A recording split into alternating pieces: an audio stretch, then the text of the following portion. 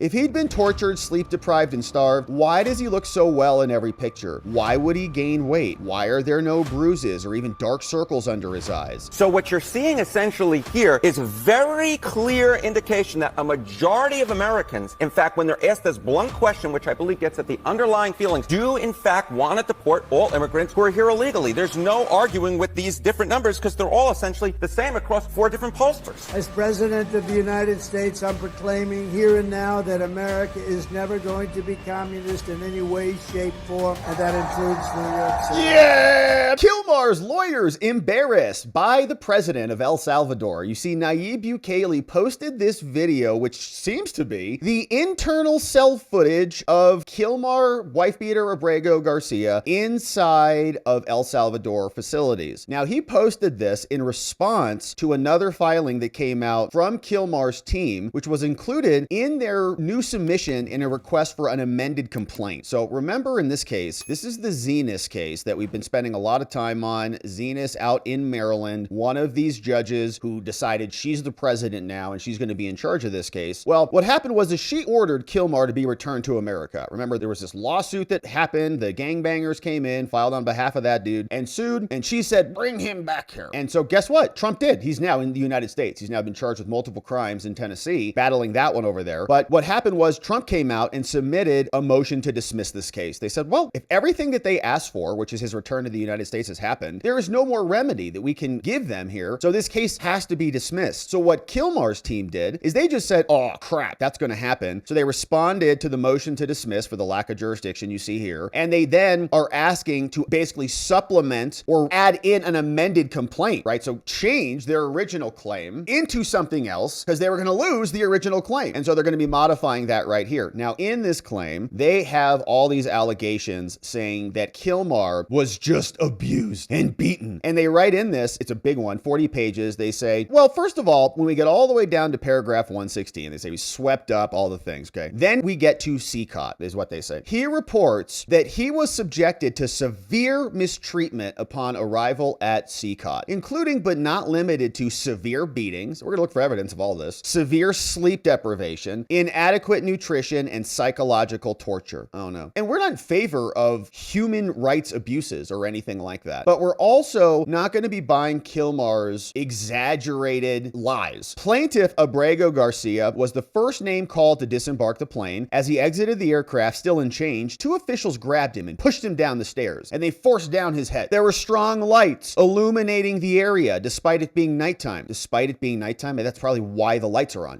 because it is nighttime. And cameras were filming the arrival, great. Abrego was pushed towards a bus. He was forcibly seated, and he was fitted with a second set of chains. And he was repeatedly struck by officers when he attempted to raise his head. He observed an ICE agent on the bus communicating with Salvadoran officials to confirm the identities of the nationals on board. Now, upon arrival at CCOT, the detainees were greeted by a prison official who said, welcome to CCOT. Whoever enters here doesn't leave. Abrego was then forced to strip. Wow, like any other prison in America. Issued prison clothing, like every other location, and subjected to physical abuse, including being kicked in the leg with boots, like I guess he's not getting down, and struck on his head and arms to make him change his clothes faster. Come on there, Kilmar. Whopping him in the back of the head, maybe? His head was shaved with a zero razor. He was frog marched to cell 15, being struck with wooden batons along the way. By the following day, Abrego had visible bruises and lumps all over his body, is what Abrego reports. Now, in cell 15, right, this is all from him, says, in cell 15, Abrego and 20 other Salvadorans were forced to kneel from 9 to 6 a.m. Guards struck anyone. They were denied access, and Abrego soiled himself in the jail. The detainees were confined to metal bunks with no mattresses in an overcrowded cell. Bright lights remained on 24 hours a day. And then, after 1 week, prison directors and others separated them. Okay, so he was there for like a week, they say, in those conditions. After approximately 1 week, somebody came out and moved him. 12 individuals with visible gang-related tattoos were moved to another cell, while Abrego remained with 8 others who, like him, had no gang affiliations or tattoos, according to, I guess, Abrego, right? So he's reporting all this. No, they separated me. They put me with the non-gangbangers. Like, all right. As reflected by his segregation, they say, the Salvadorian authorities recognized that he was not affiliated with the gang. And people told Kilmar that he's telling his lawyers that they said, your tattoos are fine. No, it's not MS-13 here at all. While at the prison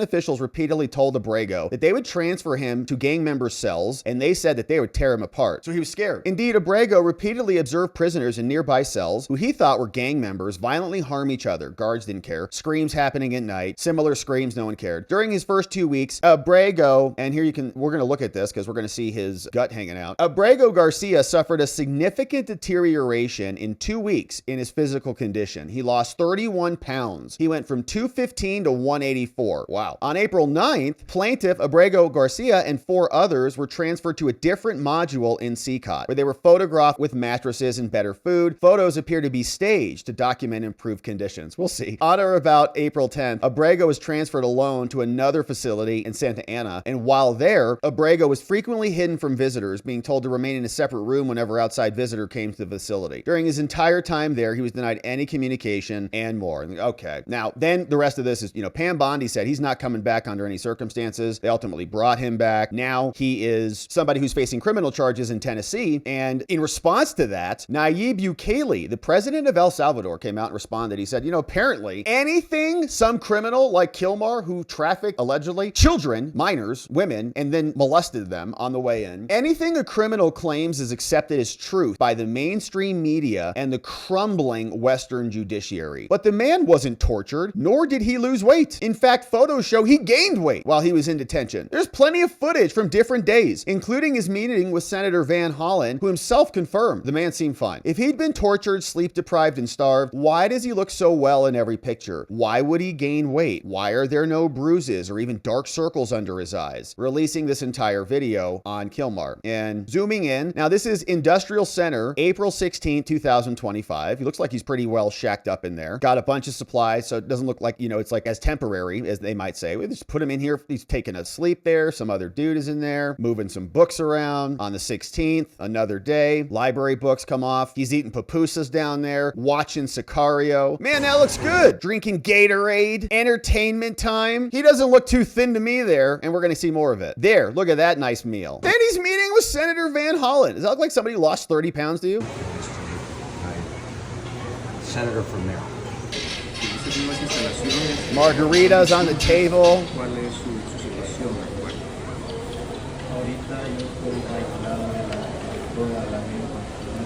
Senator Van Hollen taking notes for the CIA. His health, his well-being, you sense, get any indication that he'd been abused? I did not get that sense. Look, you never know, but I asked him if he was okay. He said yes. He said he has a blood pressure condition. He has seen a doctor. Saw a doctor. So, on a very cursory examination, he appeared okay. Yeah, there he is, hanging out with some new amigos. Much better, hopefully non-gangbanger amigos. Then we go to May. Right now he's back in May, reading a book, hopefully the Bible. Looking for other books. Might even have a Xbox or whatever that is. Having a nice nap over there. Nice fan, water. And he's getting a routine health check for his blood pressure problem. And look at that. Someone on Locals last night said that he's got a real serious case of Dunflop disease. You heard of Dunflop disease? Yeah, because he's done flopped out over his pants. And he's learning to fish too. Teach a man to fish. Reform is possible, isn't that? And lifting weights. That's what I'm talking about, baby. I got bench press today too. Sports and recreational activities. Kicking soccer balls. Playing chess. Kilmar. Rook to B5. Sports and recreational activities. He's got a parakeet. He's playing around with a nice little parakeet. Making lime for their pupusas. Learning to garden. What a beautiful program in El Salvador. Shouldn't we send all the illegals down there? Wow. It's great. It's like better than we treat our prisoners in America. Way better. This is incredible. Wow. Oh, and here was the transportation. Here's the handover on the way out.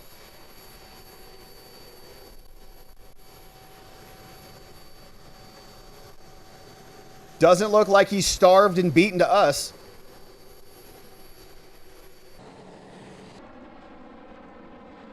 Private plane for an illegal alien back into our country to face criminal charges because our country has gone insane. So Nayib absolutely, I think, embarrasses their attorneys who, well, their attorneys are doing what they need to do, obviously, and they're trying to modify the complaint so that they can have a second bite at the apple on this thing since they failed so badly. Meanwhile, we've got the U.S. expanding the militarized zone of the southern border, encompass 1/3 of the border. Orange no entry signs now posted by the U.S. military in English and Spanish dot the New Mexico desert, where a border wall cuts past vast onion fields and parched ranches. The Army has posted thousands of warnings in New Mexico and western Texas, declaring a restricted area by authority of the commander. Get out. It's part of a major shift that has thrust the military into border enforcement with Mexico like never before. Wild. Incredible. We care about our own border for once in my whole life. Incredible. The move places long stretches of the border under the supervision of nearby military bases, empowering U.S. troops to detain people who enter the country illegally, and sidestep a law prohibiting military involvement in civilian law enforcement. Yeah, but the whole border is basically federalized. It is done under the authority of the national emergency on the border declared by Trump. U.S. authorities say the zones are needed to close the gaps in border enforcement and help the wider fight against human smuggling and brutal drug cartels. The militarization is being challenged in court, obviously, and has been criticized by civil rights advocates. How dare you? Humanitarian groups and outdoor enthusiasts who were saying, well, we can't go use those public lands. You mean for smuggling drugs? No, you can't. So get out. Now, there's more. We also saw the U.S. Northern Command said that 200 Marines are also going to Florida to help with ICE. In accordance with the June 17th DoD statement, the U.S. Northern Command posted this, said here, this is for immediate release. July 3rd, approximately 200 Marines from the Marine Wing Support Squadron 272, shout out, from North Carolina, are conducting a movement to Florida to augment ICE interior immigration enforcement mission with critical administrative and logistical locations and capabilities. These Marines are the first wave of U.S. Northern Command support in this ICE mission. Other support locations will include Louisiana and Texas. Service members participating in this mission will perform strictly non-law enforcement duties within ICE facilities. Their role will be to focus on administrative and logistical tasks, and they are prohibited from direct contact with individuals in ICE or any aspect of the chain of custody. So purely support, but they'll be there, and we're excited to see what happens. Now, this also came out from CNN and Harry Enton, and he's explaining that the polls across the board are showing that Americans are just fed up with illegal immigration, which we know. Now, here's what CNN reports the polls say. Majority agrees. So we have slightly different questions, but these were all taken within the last month, and there's real uniformity here. That's what I really think you see. You see real uniformity. Deporting all immigrants who are here illegally, 55% of the New York Times, Marquette 64%,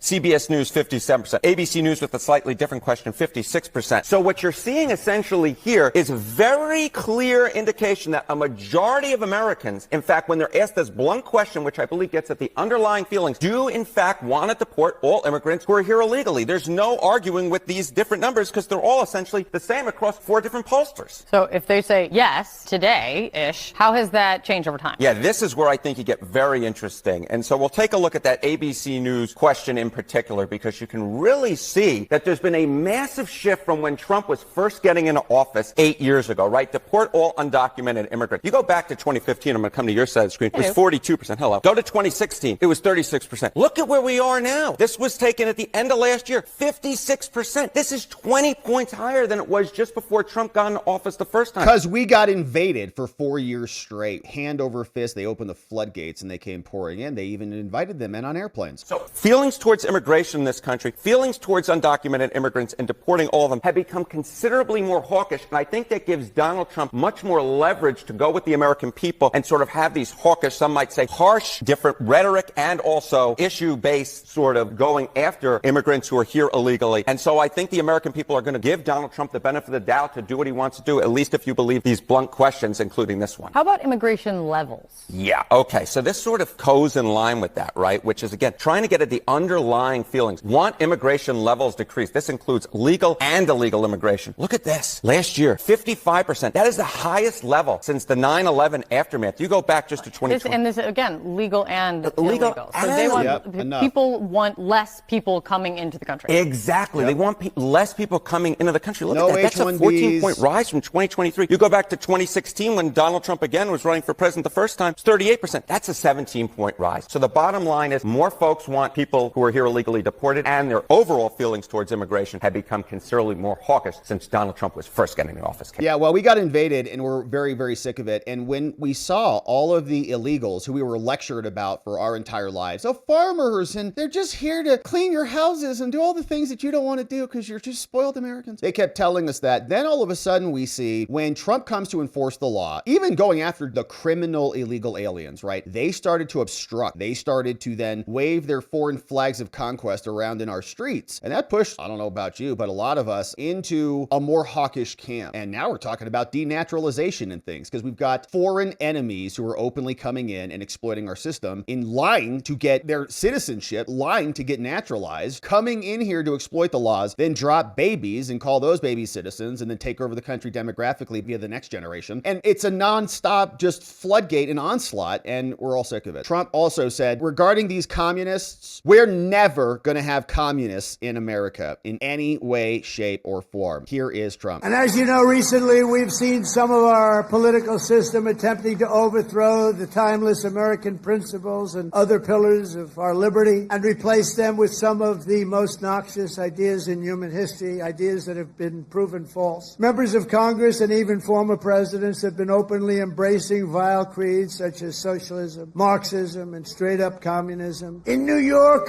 they're trying to elect a communist, Zoran Mamdani, the guy who wants to defund the police, take over the stores and run the stores, and have the people hand out goods. And when everything falls apart, it always does. It always works that way. It never has worked any other way. Anarchy and dictatorships prevail. That's right. This guy is a communist at the highest level, and he wants to destroy New York. I love New York, and we're not going to let him do that. Generations of Americans before us did not shed their blood only so that we could surrender our country to Marxist lunatics on the eve of our 250th year. As President of the United States, I'm proclaiming here and now that America is never going to be communist in any way, shape, form, and that includes New York City. Yeah, Mr. President, thank you. We will never be communist. This is America, and it's going to stay America. Communism is not welcome here.